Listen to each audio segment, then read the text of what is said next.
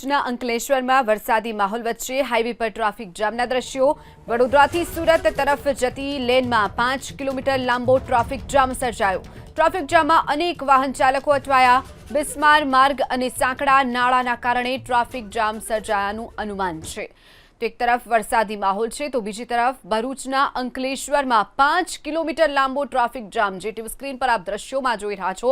લાંબી વાહનોની કતારો જોવા મળી। વડોદરાથી સુરત તરફ જતા રસ્તાના આ દ્રશ્યો છે, જેમાં 5 કિલોમીટર લાંબો ટ્રાફિક જામ સર્જાયો। ટ્રાફિક જામમાં અનેક વાહન ચાલકો અટવાયા હતા। એક તરફ વરસાદ છે, બીજી તરફ બસમાર્ગ રોડ રસ્તા છે, જેના કારણે ટ્રાફિક જામની સમસ્યા વારંવાર અહીંયા સર્જાતી હોય।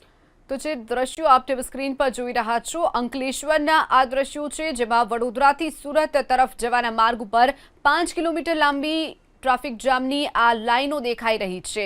તો એક તરફ ભારે વરસાદ વરસી રહ્યો છે, સતત વરસાદને કારણે, તો બીજી તરફ રોડ રસ્તાની જે દયનીય સ્થિતિ છે તેને લઈ અને વારંવાર જે હાઈવે ઉપરથી પસાર થતા ટ્રક ચાલકો છે તેમને આ પ્રકારે ટ્રાફિકનો સામનો કરવો પડતો હોય છે। તો 5 કિલોમીટર લાંબો ટ્રાફિક જામનો આ દ્રશ્યો સામે આવ્યા છે, આ વિડીયો સામે આવ્યો છે।